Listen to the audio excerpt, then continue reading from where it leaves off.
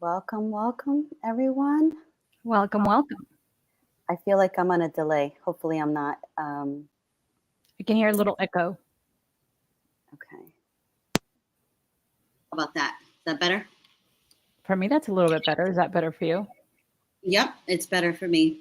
Welcome, everybody, to this week's episode. This is going to be a great conversation. We are excited for this topic, and I'm so excited for today's guest. But we are talking going from your comfort zone to confidence. That's a journey that we all must take, and some of us don't take it. So let's talk about that. So welcome, Terry. I mean, Brenda. Yeah. What's interesting is that people call me Terry all the time. I'm like, do I look like a Terry though? I mean, some people say I don't look like a Brenda, but yeah. Hey, welcome. Yeah. Welcome, everybody. Welcome. Yeah. Welcome. And I love, for those of you that don't know Brenda, she's been with us for at least a year. It's been over a year. And she did an amazing tapping workshop that if you guys are in the hub, you'll have access to that. If you're not, you should get in there. You can get access to that. But that was an amazing workshop. And I love all the conversations that we have, Brenda. So let's get into it. And for those people that are just tuning in for the first time, give us a quick who's Brenda.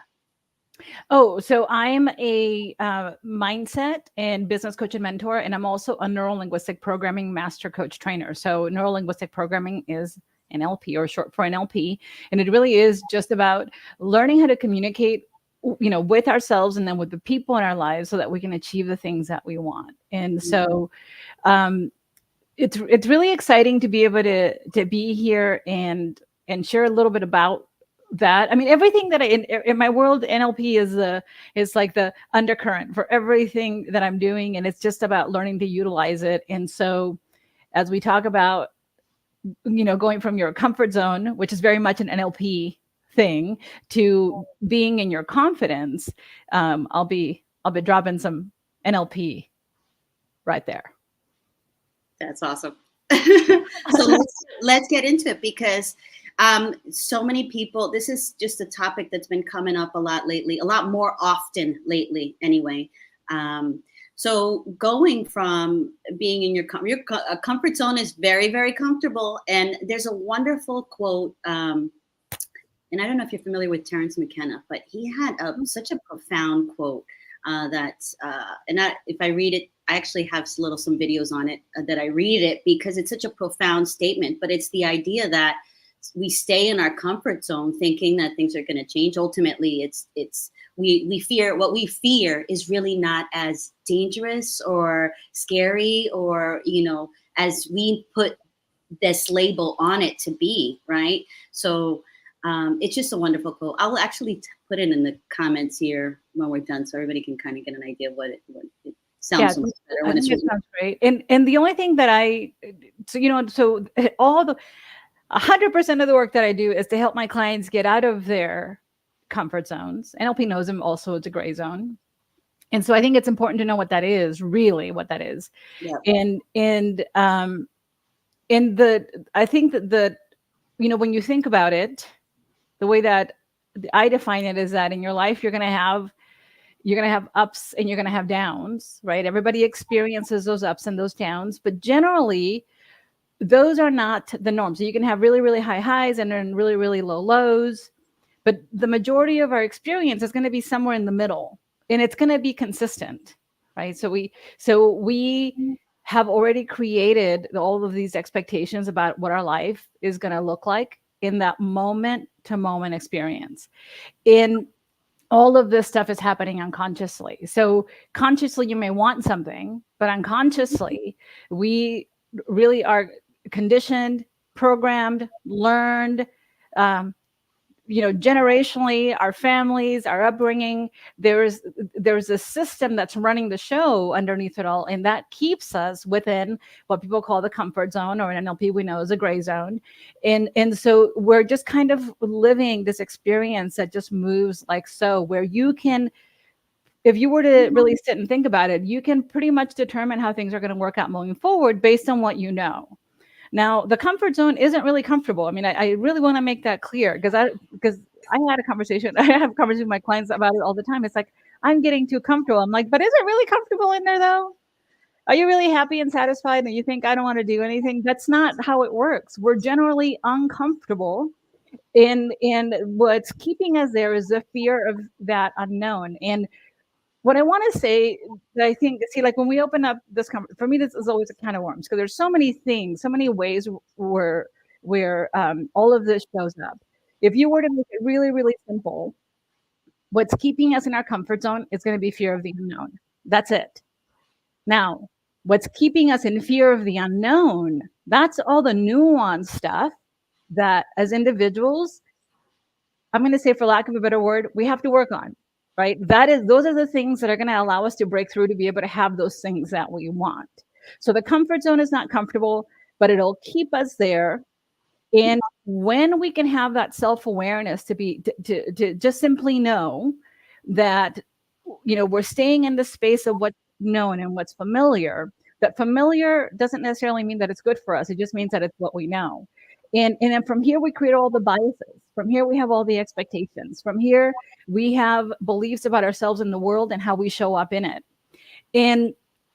And so as you're gradually expanding that and you allow yourself to go to possibility, then you can begin to move beyond it.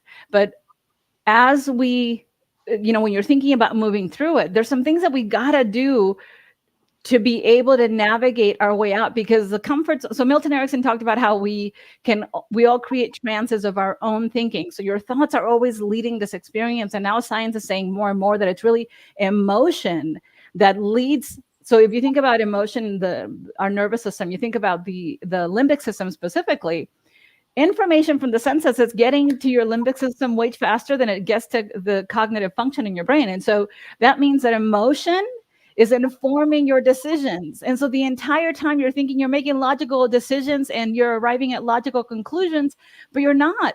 They're really being fed by the emotional brain to cognitive function. And then you're thinking, this makes sense. And it puts you in the same place where you were when you started. So a lot of the times we may even take a chance to go do something really different. And then the result comes out the same. And you're like, I knew it. But the entire time it's because we're living under this little premise, this paradigm that says this is what life is supposed to be like. The highs are few and far in between. And if I manage my experience, then the real lows are also going to be far and in between. Wow. So how do we, number one, come to that conclusion that, okay, this is, I am too comfortable. This is an uncomfortable place. I do want to move. I do want to progress. How do you help people, or how do we, even listeners, like, how do we understand, okay, this is something that I need to shift? And how do you advise that we figure out what that is, right? So like you said, most people are uncomfortable in their comfort zone, right? Comfort zone is really, you're used to it, whether it's good or bad, it doesn't matter. If it's crappy, that your emotion that you're feeling every single day, you could be comfortable in that crappiness. It's familiar to you. So it becomes, when something shifts to good, it becomes almost like a complete different thing. You don't feel comfortable in the good, right? You feel comfortable in the crappy if that's your comfort zone. So think about self-sabotage. That's how that works. Yeah. Right. Yeah. So to get out of it. So the one thing, so I'm working with someone right now, a client specifically right now, on her awareness of doing the same thing, doing things in the same way in her life, and how her general outcomes end up looking the same, sounding the same, feeling the same, and leading to next level outcomes that are also the same, right? So you're looking at the general quality of outcomes when you're in this space. And so one of the big things to know, so listen, here's the bottom line. We're not going to solve this problem for you in 30 minutes. It's not going to happen. The best thing that we can do is hopefully shine some light on some awareness, and the fact that it's going to be up to you to be able to make the change. Like, nobody can do it for you. I love coaching clients, and I tell my clients all the time, I can't do anything for you. I can do it with you. We can do it together. I can support you, and I can provide feedback and guidance, and everything that I, coach with, and everything that I teach, I've self-applied, completely self-applied, and have had to work through things. Like, I used to weigh 300 pounds, right? I mean, I grew up in poverty. I had the worst relationships. Like, my love life doesn't have, there's not a good trail behind me. There's a lot of men who are hurt. I mean, that's for sure. Someone asked, is there a support group? I should have probably created one. I mean, this is what my life was like. It was like chaos, chaos, chaos. And then having to learn to overcome that and really step into what power really is. The first thing when it comes to your personal power is having the awareness that the choices that you make within the comfort zone carry consequences. Every choice that you make is going to carry a consequence. Everything that you say is going to have a consequence. Your repeated thoughts are going to have a consequence. And so even having the awareness to be able to elevate your experience from that, even just having that perspective, that already shifts what it is that you do. And there's some things that you can do. I have a YouTube video on this, by the way. I did. Not on the comfort zone, but on getting to a place of confidence. We're going to talk about the comfort zone when we talk about self-sabotage here pretty soon. But when you're wanting to step into this place of more confidence within yourself, that's going to happen as a result of you taking that bold, courageous action. And it doesn't have to be big action, by the way, but it does have to be consistent action, that of you doing something a little bit differently. So when you think about you being able to have self-esteem and belief in yourself, because that's really what gets us out of it, right? I mean, I made it a point for me that my comfort zone is always that my comfort zone involves this constant evolution and learning. If I'm sitting still, then it feels very uncomfortable, right? So movement now, and always saying I'm always learning something, I'm always doing something to improve myself, that allows me to move forward. And it isn't necessarily to just move forward, is that, you have a mind and a body that are working together. We want you to give yourself the gift of positive reinforcement. So that means listen, it's little things. A lot of people want to go into this bigness that says, I'm going to launch a business. I've never had a business, don't know how to run one, and I have no idea how to create a strategy, but I'm just going to quit I had a client who did that. I'm going to quit my job and just start it. Well, there's going to be a big gap between I work for someone else and I have a business. Like, maybe you're going to learn some things about running a business. Maybe you're going to start exploring what other business people are doing. But it's those little learnings along the way that can allow you to really expand what that is. But it really does start with whatever is going to allow you to stretch and not break. Because the consistency is the push. Whenever you feel that, oh my gosh, I'm scared, that means you're hitting the boundary of that comfort zone. And this is a time when it's really important for you to take some sort of action to be able to just push just a little bit more, right? It's like when you're at the gym and you do that extra 2 or 3 reps and you're like, but you do that enough. And at some point you're like, give me 5 more pounds or 1 pound, like I did when I started. Does that answer? That is, yeah, absolutely. And I love that you said that. Sometimes you're in your funk, and it's doing that little extra thing or that thing for yourself that really develops that confidence too. And I think that can be found in a myriad of different things. Hold on, we do have a couple comments. Yeah, I see them. They're awesome. Mm-hmm. Every choice you make, yeah, everything has a consequence. Mm-hmm. Every choice you make.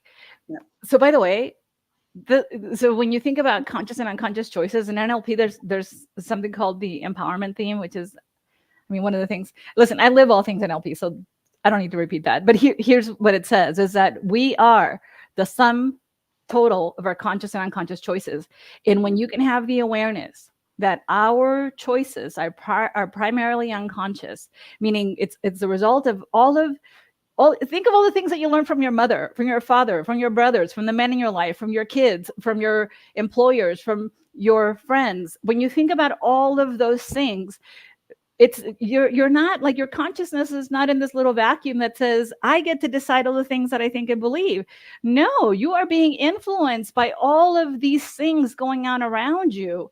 And that is what compels us to make those choices. This is why it's so essential, crucial, vital, critical for us to make self-awareness one of our primary functions, to be able to stay self-aware and know, and when you're doing something that's really familiar and comfortable, because you know what you get, it's like, I knew it. You get this almost like you can't help yourself. It's like if you're on a diet and you open the fridge and you're like, you know what, I'm just gonna have that thing that has a lot of fat and sugar in it right now, and before you know it, before you can even make the choice, you just ate it. Right? Yeah. That's how conscious and unconscious choices happen. And the thing that I would love, for all of us to know is that when you think of NLP as a modality, one time I heard it said that it's really about kind of busying the conscious mind, because your unconscious mind is where all the changes are really created. So it's like busying the conscious mind so the unconscious mind can really get to work, because we can have all of these conversations, but the reality, so NLP is neurolinguistic programming, and that is, so I teach and I coach and I certify coaches and people to learn to use it. And so when you think about all the things that we do and the reason that we're doing them, I think that a lot of the things that what we really overlook is that underneath all of the stuff, you are absolutely unlimited. Underneath all of those things that you think about yourself or you think about the people in your life, we are unlimited. And when I think about the work that I do, I think it's about people, being able to peel back the layers that have been placed upon us, or that we have placed upon ourselves, to be able to let who we really are shine through. Because underneath it all, you have every single thing that you need within you to be able to actualize the life that you want and have it and live it and be in it and really enjoy it, right? Instead of this constant chasing, like, here's where I am, here's where I want to be, right? Yeah. And not really bringing them together. Yeah. So let's talk about the programming side, the neuro-linguistic, so brain, language. And then how those two together, Mm-hmm. then, so if you think about neuro, that's going to be your nervous system. That's really what that is. Yeah. Mm-hmm. And all this stuff is, so listen, it doesn't sound basic, right? Because we don't really talk about it, because for whatever reason, in the last couple of weeks in my coaching space, we've been working around the transactional nature of things, and how we, especially when you think of women, right? And you think of women in the workplace, and I'm going to drop the word, like, we live in this patriarchal system, and patriarchies are very transactional. And so then we have adopted that model and applied it to ourselves. And so when it's impossible for that not to impact our awareness of who we really are underneath it all, when you think about the whole of our consciousness, we're only living this little tiny bit that is based on that programming aspect, which is all the things that I'm being exposed to that then inform my decisions and that then impact the quality of my life. So when we think about so by the way, so when you think about down with the patriarchy, look, I'm with you. And, I have a partner that I adore, and he's a man, and I have 3 sons, and they're amazing. And I think that when you think about that patriarchal system, it doesn't just hurt women, it hurts men too. It hurts all of us. It keeps us separate. It doesn't allow us to really connect and come together. And so I think that when you think about the nervous system, that is your container. It is open for business 24 hours a day. And then you're going to have the language that we use in our lives. So that is the people around us who have been telling us all these things, right? And that would be culturally like these upbringing, because especially within the Latino community, we talk about that all the time, is those calladita, te ves más bonita, all of these thoughts and things, and you look pretty, you just hush, or those things are for men, and I think we all have this fighter warrior spirit within us, but that subconsciously contradicts some of our intrinsic nature. And you just because spoke to what is in the comfort zone. And that's exactly what that is. You see, so you could be someone who is like, I can do this. You can be so motivated. You can be so driven.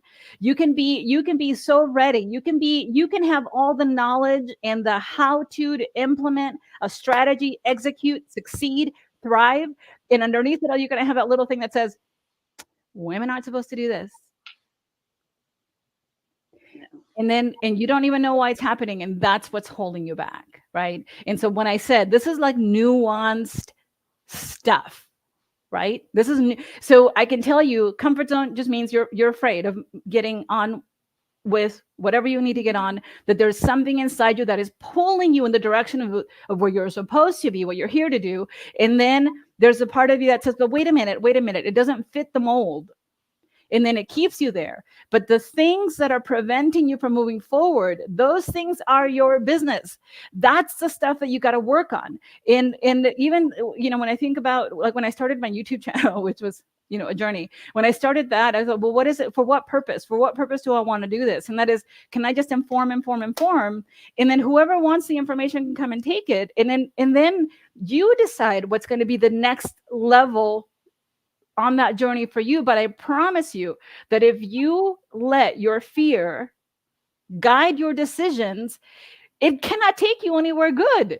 Think about the trajectory. If you think of fear, you take that out just a little bit out there. What decisions are you going to make as a result? And then you take that out even more. What decisions are you going to make? And then out even more. What decisions are you going to make? As opposed to I'm going to use love, your love for yourself, you feeling empowered, you believing in you saying, thank you very much. Past, I appreciate you. You served me well, but it's no longer who I am or what I do. I have learned, I have evolved. That's my mother's story, my grandmother's story, my people's story, other women's story, but my story is now different. And boom, boom, boom. Where does that take you? It's an entirely different existence. Yes. I love that. It's so true. It's absolutely so true. Look, we're getting it in the comments. So true. And it's so true. Because we don't want to hear that sometimes. We don't want to hear that it's as easy as us realizing that, and it's up to us to shift how and become aware of those thoughts and the programming. Because that's one thing, like, I don't know if it was, I got it from Wayne Dyer, like back in the day, but it's just the thinking of really question why we think the way we do. How did we like you said, we think we're right, we think we know what it is, we got everything, but we don't know, or some don't realize that some of those things that you're confident about are programmed things that are not serving you at all. No, you don't love it at first, because it's so nice to be able to blame people for stuff. Like, man, I love feeling resentful. I'm like, it's all your fault. like I suck because of you, like that felt pretty liberating. Like I was like, whew, I don't have to deal with that.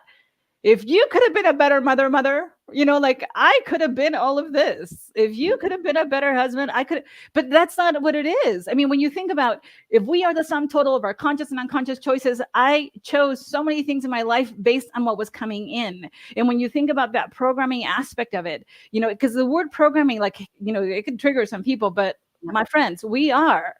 Right? Because there's so much around us. And when you think about the layers, for me, when people talk about at the core, I'm like, I don't think it's your core, because I think at your core, you're really free. I think at your core, you know exactly who you are and you know what you're here to do.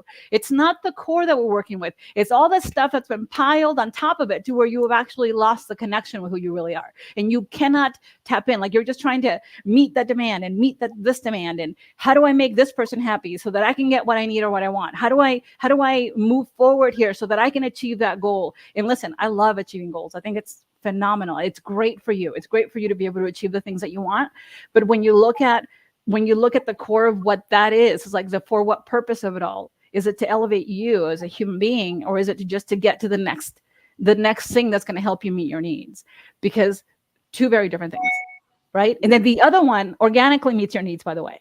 Right? When you're really in alignment with who you really are, and you're working with that internal connection, and you're getting your resources, and you're knowing that you have to work on things on your, that you're doing your thing, right? Whether you hire a coach to help you, or you have a mentor, or you come to a program, or you come and listen to a live, whatever it is that you're doing to elevate your experience, that you know that it's in your hands and it is up to you, because your story is going to be the one that you tell. And be mindful of the things that you tell.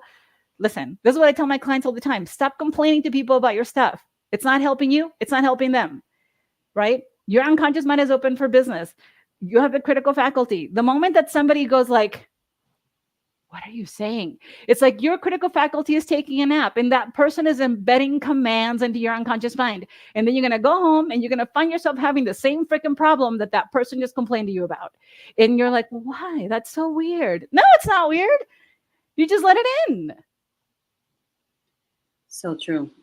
So how do we go to confidence? How do we program our minds, or not, or be aware of anything negative that's coming in, number one, to our space that we may be observing or getting programmed by, or allowing in subconsciously, because you don't necessarily know, because it could be it's unconscious, so you cannot know. Yeah, right? Yeah. You could be listening to something. I always say you are what you consume, you know, whether it's the people around you, the energy around you, the things that you're watching on TV, the things that you listen to on the radio or podcast, those things all subconsciously add to your nest in some way. That's why it's real. We have to be really intentional about, number one, what we consume. Two, when we catch something that we feel is not serving our greater good, then we need to become aware and kind of just remove some of those things, because we can't allow things to program us, and then we have to go through deprogramming. And here's the thing about guarding energy, because I'm with you, and I think that there's an element to that. Yeah. But your unconscious mind by need is going to bring into your experience the essence of your own thoughts, your own focus, your own awareness, your own beliefs, your own decisions, your own expectations, your own biases. So even when you are, like I said, I didn't love this before, right? Because I was like, it's your fault. And that frees me up. I'm off the hook because you did it to me. When you can get out of that thinking, and if you can simply go to, okay, so if my life is a sum total of my conscious and unconscious choices, and the majority of my choices are going to be unconscious, then in some way I'm agreeing to this thing that's happening right now. In some way I'm contributing to this. Otherwise it wouldn't be in my experience. And so then it becomes less about guarding your energy. Although I think that that's good, especially if you're someone who's got that second sight or that gift, or if you're a true empath, then it's important for you to do that. I'm an empath, and so for me, I'm always like light everywhere I go, you know. And so what you want to do is to simply use the information in your environment. Your environment is going to tell you all the shifts that are important for you to make. Because when you think about getting to a confident place, for me, it's really simple. Like I said, everything here is simple. We make it complicated because that's just kind of how we're living life, right? I think that when you think about true self-actualization, it's really simple.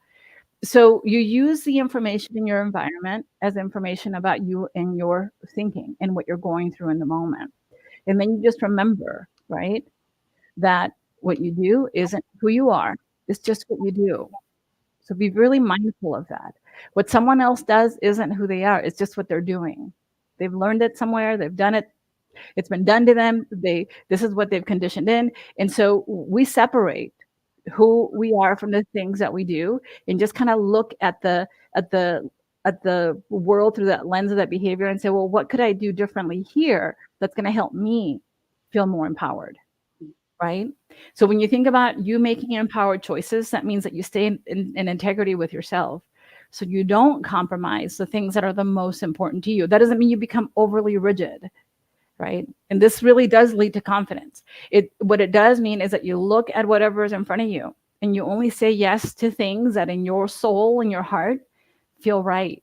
And if they don't, then work to come up to some sort of option that does work better for you.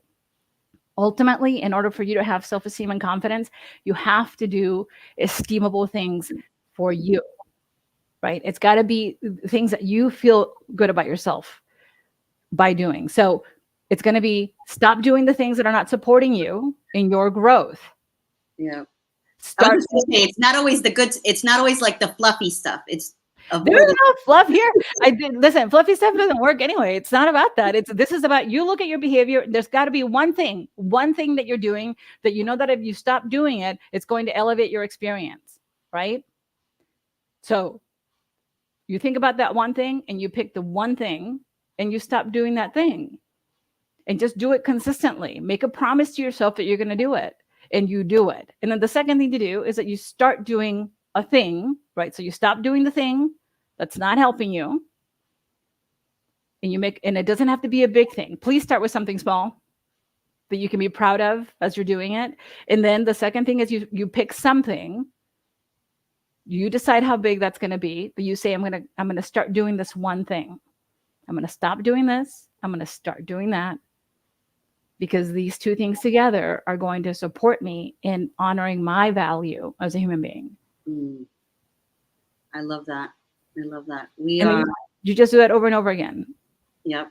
I love that. I mean, and that's at the end of the day, that's the point. I love that you added that, because it's not necessarily the what, it's the consistency of doing that. Being consistent every day with saying, I'm going to adopt this new habit. It doesn't have to be something large. As long as it's something small, but you find yourself doing it consistently, that develops a sense of confidence. Like, I can do this. I committed to something and I'm achieving it. The same for the one in reverse is there are habits that we have, that we do, that we know, is this serving my best good? I could probably be better if I wasn't, but it's the consistency of, okay, I'm going to stop this every day or whatever that thing is. Love it. Love it. Okay. We need to start doing what contributes to our growth. Absolutely. Because what else are we doing it for? Right. Well, and I'll say this one last thing. I know that we're a little bit over, but just this one little thing is one thing that I would love for all of us to remember. And I know that this sounds fluffy, but I promise you that it's not. It's very practical and logical. And that is that your worth is unquestionable. Like, you may have ideas about your self-worth, but that's got nothing to do with your self-worth. Does that make sense? Like, if any part of you thinks that you're not worthy of this or that or the other, or that you don't deserve to have this or that or the other, that's just the BS of your unconscious mind and conscious mind working together as a result of that programming. And I'm giving you my trance, right? When we think about the trance of our own thinking, I love my trance. And my trance, I'm empowered. Everyone I meet is empowered. Everyone I meet is wonderful. There's only connection and collaboration and growth. And it wasn't like that, by the way, right? It wasn't like that at all before. This is something that I have learned to do.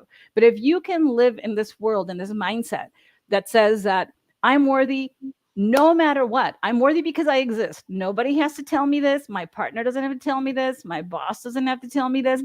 People don't need to give it to me.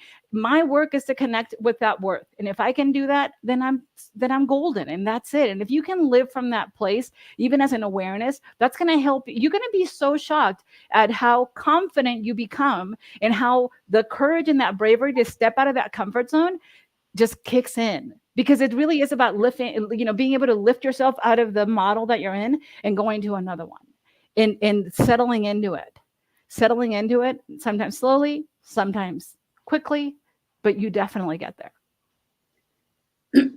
Absolutely. I'm worthy no matter what. Brenda, this has been such a great cafecito. As always, I always love chatting with you. And I'm so excited. Guys, what we're doing in the hub, for those of you that are into this stuff, is how can we really reprogram our minds and do things that are going to nurture our brain and nurture our well-being versus the opposite of that. We are doing inside our Mighty Hub. Hopefully you guys are in there. If you're not, just join by unitedlatinas.mn.co. And we are going to be doing a space called Neurolatinas. We are going to encompass all of this knowledge, all of this wisdom. We're going to house it under this beautiful space for all things evolution of our beings and our brains and our power and our potential, and starting to unravel that. So I'm so excited to do that. Brenda will be in there. She will be giving us some of her gold, some more of this. As usual, because I always love my pleasure, and I can't wait, and I'm so excited, and I love, and I've told you this before when we talked, like this is a big thing that you're doing, and and it takes someone to have the wherewithal within them and the awareness to see the need and to be able to go out there and actually do it. Yes, and so congratulations to you, because I think it's phenomenal. Thank you. Thank you. And it's the work, right? It's the work that we do Yes. that's like, I can't do this. Yes, I can. I am worthy. We are worthy. Yeah, yes, heck yes. And you're welcome. And it's my pleasure. And it's always a Thank joy to be you, here. Penny. Thank you, guys. Thank you guys for tuning in. Join us next week. And I hope you guys all have a blessed day. Don't forget to join us in the hub and connect with us. All right. Thank Have you. a blessed day, guys. Hasta luego. Hasta luego. Bye.